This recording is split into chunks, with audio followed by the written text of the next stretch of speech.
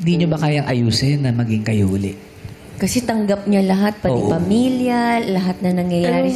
May girlfriend po siya. Nayari ako niya. Ba't kailangan mo silang sirain mo? Sinabi mo. Hindi Ba't mo kasi... sinabi mo, mahal mo, may Kim Chu, ba't kailangan mo? Meron na eh. Sabi na mahal daw niya ka. Sa girlfriend, patawarin niyo kami. Patawarin yung Oo. girlfriend, patawarin As a yung friend, girlfriend. May girlfriend ka na, Andre? Opo. Matagal na kayo? Hindi po. Magti 3 months pa lang po. Oo, good luck. Sana maging maging masayang-masaya experience mo dun sa relationship mo na yan. Tsaka, hindi kasi madali yun eh. Yung, di ba pwede mo sabihin, di ba, kung mahal mo yung tao, ba't di mo matanggal yung wig mo? Di ba di mo mapakita eh? It's a process. Ano yun? Pinoproseso yun. Pero, pag yung taong yun, nakuha niyang magtanggal ng wig sa harapan mo at ipakita niya talaga, isa lang ang ibig sabihin nun. Mahal ka niya at mahalaga ka sa kanya. Kampante siya sa'yo. Sigurado na siyang hindi mo siya huhusgahan. Diba? Tama. Nakita niyo na ba kung walang wig? Patingin nga naman. Kasasabi lang, diba? Hindi natuto, Process Bong. nga, Bong. Bong, Bong, process. hindi natuto, Bong. Hindi, nakita ko na yan. Nakita mo na? Oo, kasi mahal natin si Bas at mahal, may tiwala siya sa atin. Naramdaman ko kasi yun. Kasi pamilya tayo. Oo. Yes. Pero kung gusto niyo naman, hindi tayo. Hindi. Hindi naman, Sandali lang, okay sandali na lang. kami, okay na. Wag- Mama, Kasi kami ready eh. Oo. Yung mga people tanongin natin. Ay, hindi. process. Tanggap nila ako, no? Yes, oo naman. Dahil dyan, sample. Ay, hindi ako nangingimi. Kung makakatulong to para, para makakuha ng kahit katiting na kumpiyansa si April, why not? Wow.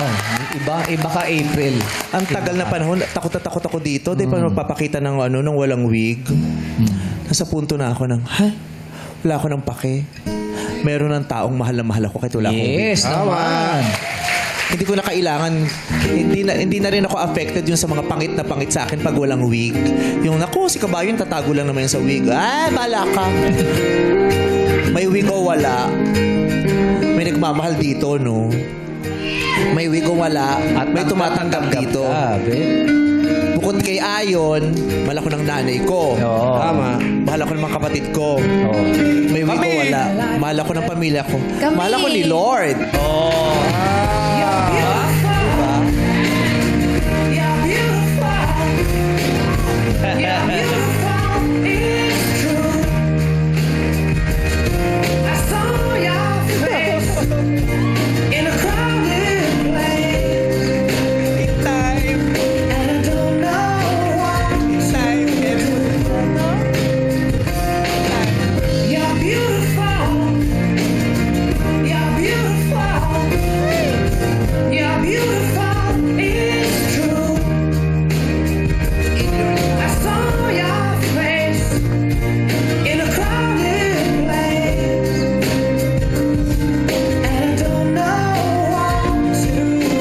Huwag kang magmadali in your time.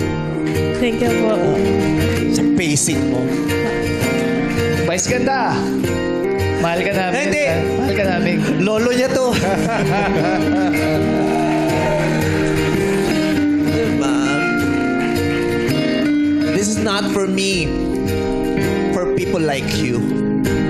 For people like you. If kung makakapagbigay ako sa inyo kahit katiting lang na lakas, hindi ko pagdadamot yon para to sa mga taong tulad.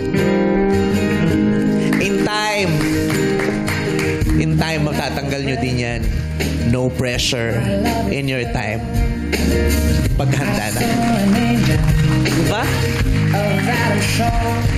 Tapos meron kang makakasama sa bahay, sa pagtulog, nakayakap sa'yo, sa halikan yung ulo mo, tapos mag-I love you bago matulog.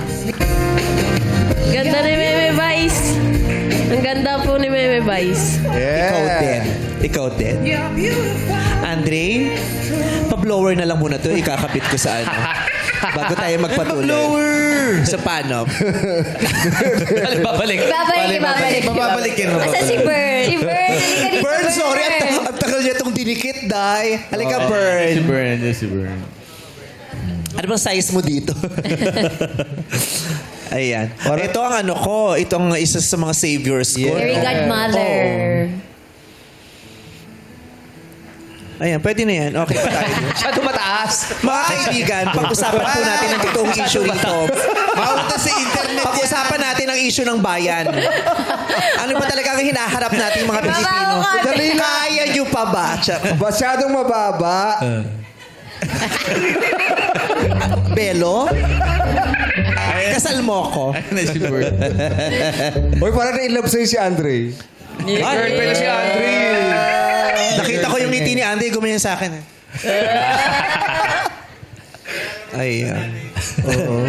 Andre, gusto mo makilala ng nanay ko? Grabe yung ginamit na pandigan sa'yo. Kanin lang pala. Oo, galing pa sa ngipin yan, ha? Galing pa yan sa ngipin. Ito naman, April, tagal-tagal ko nag-blush on ngayon, ha? Naluhaan. Love you, April. Yeah, we love April.